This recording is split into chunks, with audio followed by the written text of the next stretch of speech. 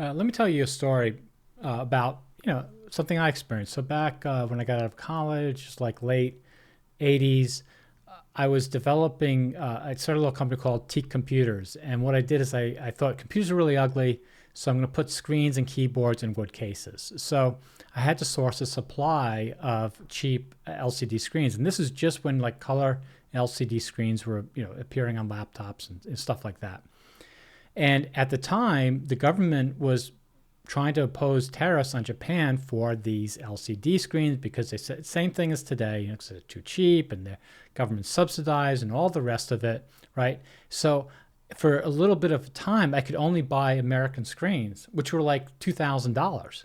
So if I bought a locally sourced LCD screen I could buy one for $2,000, but these these Japanese screens were making it into like let's just say IBM's Lenovo series laptops, ThinkPads, or what I should say, ThinkPads, and other devices where of course they could buy them cheaper and get around the tariffs and whatever. So really, the screens were going cheaply into the world's computer manufacturing. But if I, as an American, wanted to go out and buy an LCD screen just by itself, it was like $2,000, and I had to buy an American manufacturer because I couldn't get around these tariffs in that way. And what happened? Well, of course, eventually I could buy those screens for $100 or whatever they cost. They dropped the tariffs. They gave up because Japan had won.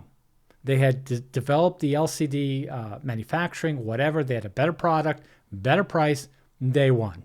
Okay, we didn't stop them. All we did is hurt themselves. All we did is hurt like a little business like me trying to develop these Teak computers because I couldn't get it because some politician was listening to some guy, some American with his little LCD plant saying we can't compete because of these cheap stuff. Well, okay, well if you can't, you can't. I mean sometimes you can't. I get it, but So this is why when I look at this buy and tariff thing, this happens year over year over year. If you're a classic capitalist like I am, you gotta, you win some, you lose some. That's how you have to play it. And whenever you try and go in and stick and push the lever down against the guy that's beating you, he will ultimately win, and you'll actually only hurt yourself because you hurt the people on your side that actually need these cheap components. So let's just say, for the sake of argument, Biden took the tariffs off all the Chinese EV stuff, which, by the way, would be good for the climate. I can't believe everybody's forgotten about that. I don't know why Times doesn't recognize that, how much it's hurting the climate by not taking these EVs. Anyway, let's just say we did that. Well, then American manufacturers can take these cheap Chinese components and build their own EVs. Tesla could build its own $25,000 EV. Many of the car manufacturers couldn't, but they can't, right? Because these car manufacturers are using their weight to try and block as much as possible to protect their assembly, manufacturing, design, whatever business. But they're killing all the small businesses. The tariffs on these Chinese EV parts is a death knell to American ingenuity and small businesses. And where's the New York Times pointing that out?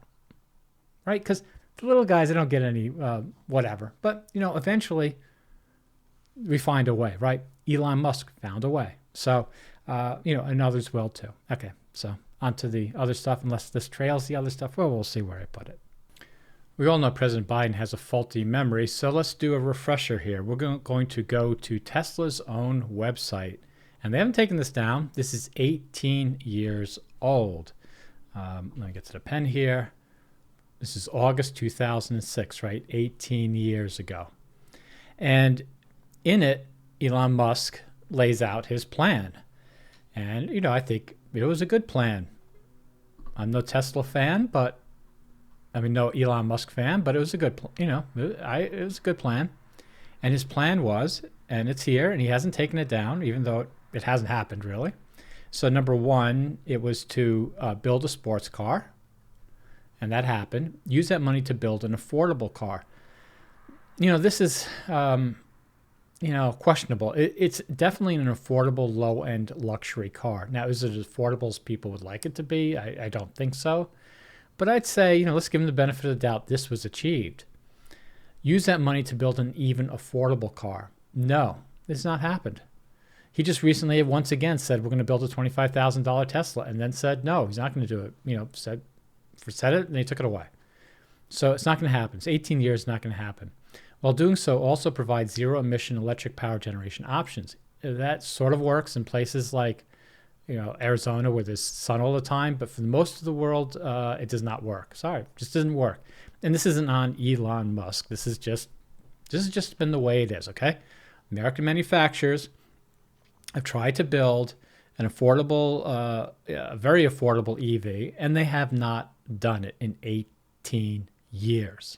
Okay, China has, so we can buy the Chinese cars if we want. They did it. We didn't. We can buy them. Now, to say that they're state subsidized and whatever, well, we subsidized too, right? We bailed out the auto manufacturers in 2008.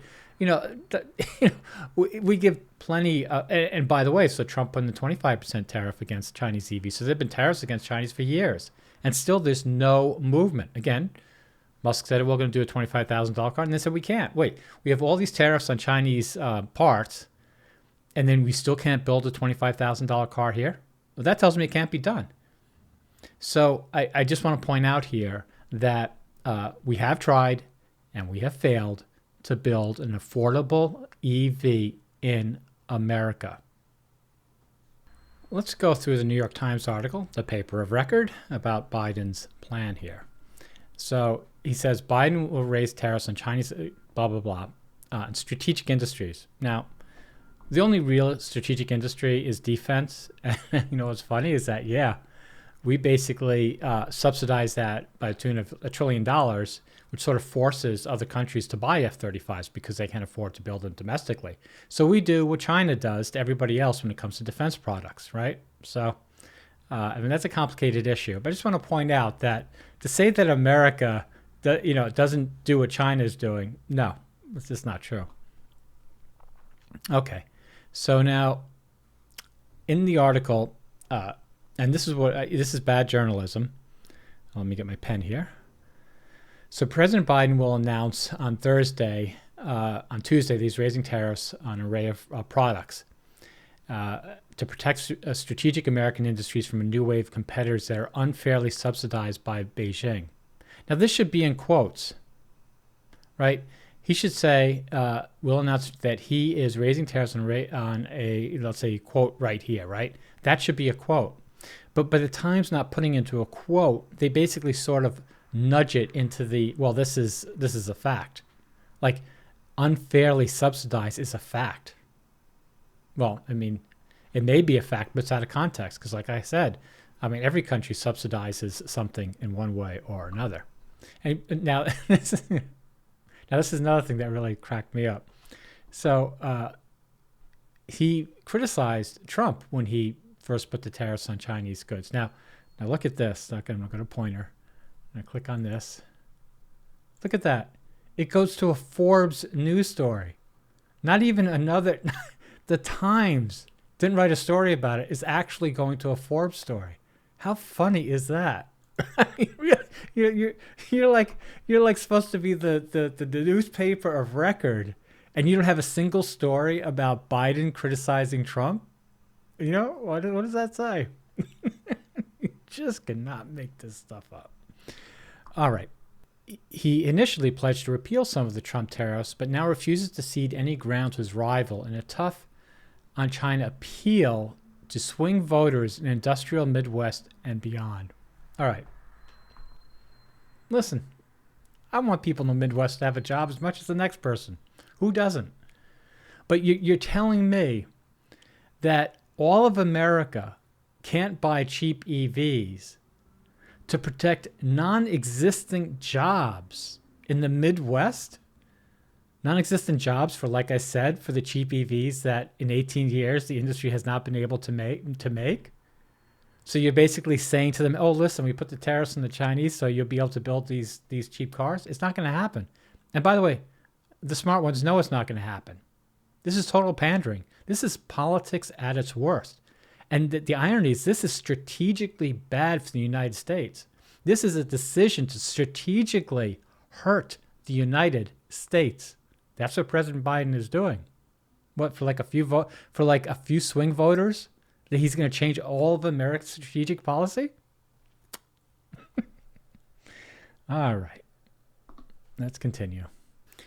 So here's, so they quote a guy that says, "We know China's unfair practices have harmed communities in Michigan and Pennsylvania and around the country that are now having the opportunity to come back to President Biden's investment agenda."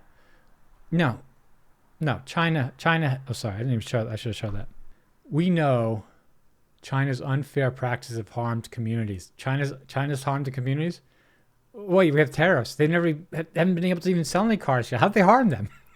Or maybe they've harmed them with batteries or something. I don't know. They've already harmed. I mean, it's just ridiculous. It's just a blame game. No.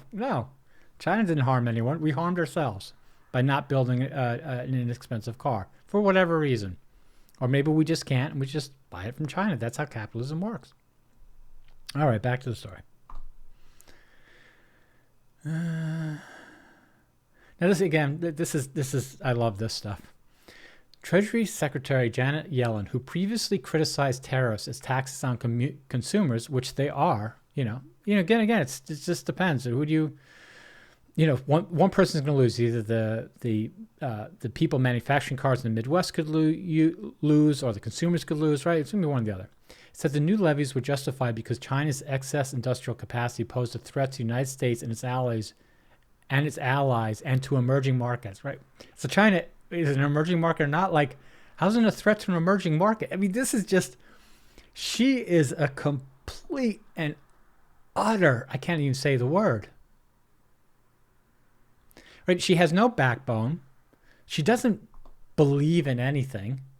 She'll just say whatever the political party tells her to say. As an economist, as a follower of financial markets her whole life, she knows that these tariffs are bad, but she won't say it. She'll just go right with the government and, just say the stuff that is completely wrong. And so how you can have a government where, everybody just repeats the same lie, right? So, Ford or GM, whatever, comes to them and says, "Oh, they're going to kill us. We can't make jobs, and you won't get voted, and this and that." And instead of basically experts at the government saying, "Yeah, we understand where you're coming from, but we're afraid we just can't do it this time because we've weighed everything." And Janet Yellen would be the type of person to say, "Yes, as an economist, I can tell you it wouldn't work." She is lying. She knows the truth, and she is lying. She is not upholding her principles and what she understands. She's basically saying, I have all this knowledge, but to give money to these people, I'm throwing it all away. Oh, back to the article.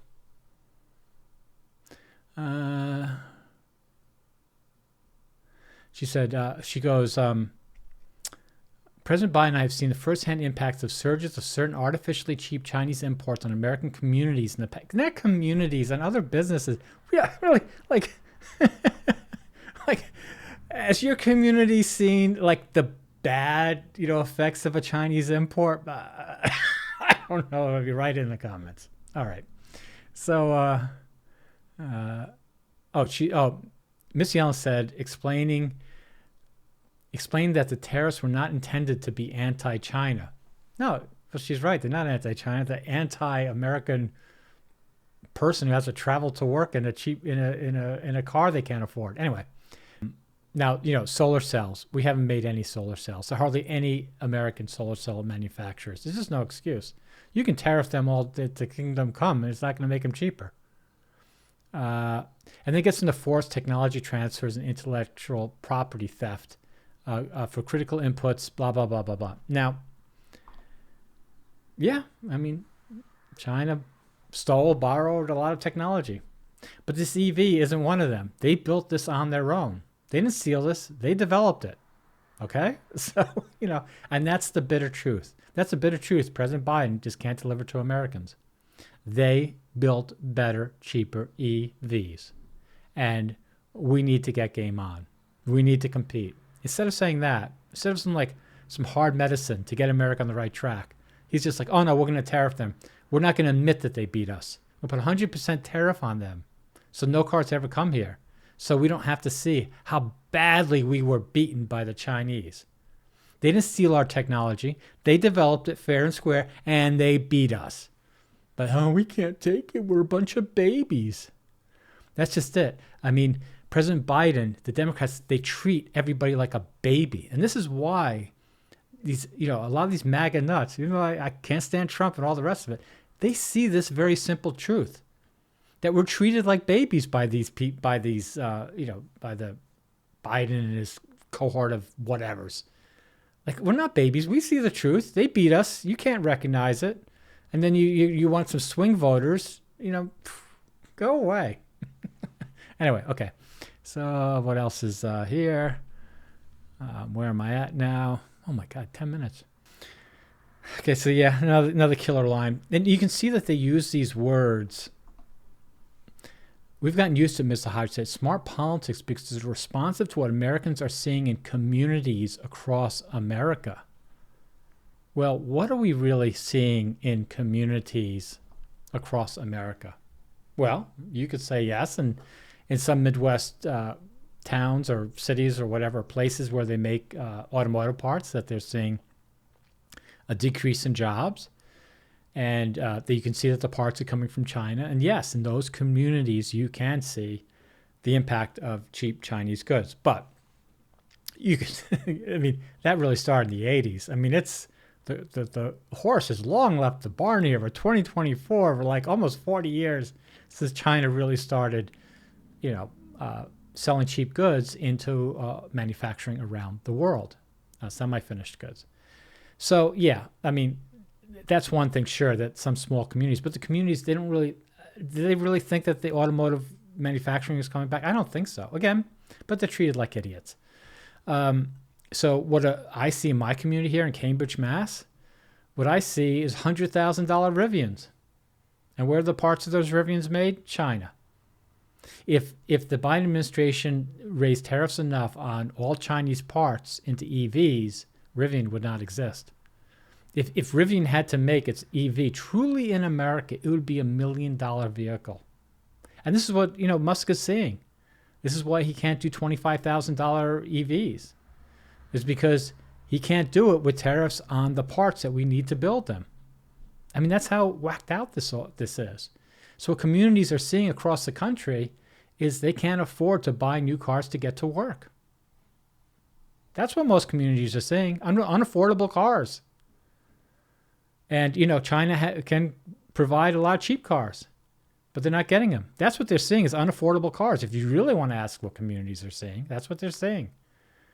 So all this is just about protecting the profits of American automobile manufacturers and parts makers and et cetera, et cetera. And I understand that they want their profits protected. And they want to make it so they set the tariffs on the Chinese just at the right point where they can, build the cars here, build EVs here, make money. And I understand that and give Americans jobs. I'm all for it. The problem is they just can't do it at a scale that American consumers need. They're pricing the American consumers out of the market. And the rest of the world isn't. Europe is taking Chinese cars. They're not like America. They're like, okay, you build a cheaper car than us, we're going to take it. Does Germany like it? No, but whatever. They will recover. So we can't get the inexpensive EVs here. And so we don't have them. And we fall farther and farther behind. And, it's just, I just want to end this. When you have to put a tariff of 100%, you've lost. That's it. It's like in an NBA game that we're playing China and we're giving ourselves 100-point lead first. Okay, we have a 100-point lead. You got to give us 100 points before you can play. And then you can play.